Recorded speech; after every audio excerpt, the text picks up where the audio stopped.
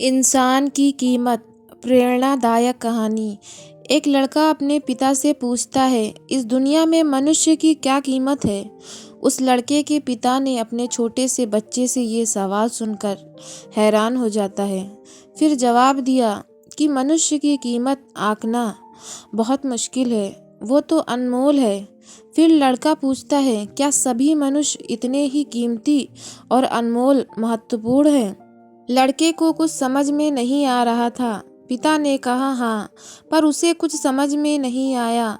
फिर उसने सवाल किया, तो फिर इस दुनिया में कोई इंसान गरीब है कि खाने को एक वक्त ही मिलता है?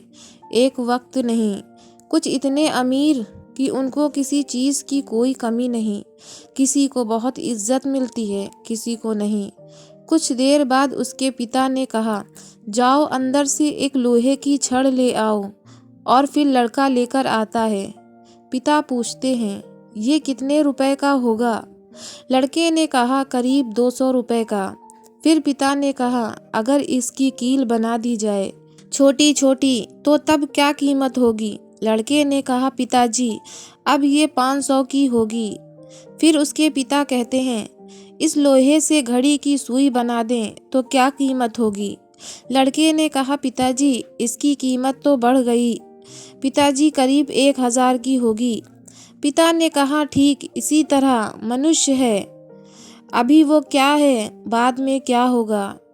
वो चाहे जो कर सकता है, वो अपने आप को क्या से क्या बना सकता है। लड़का पिता की बात समझ चुका था।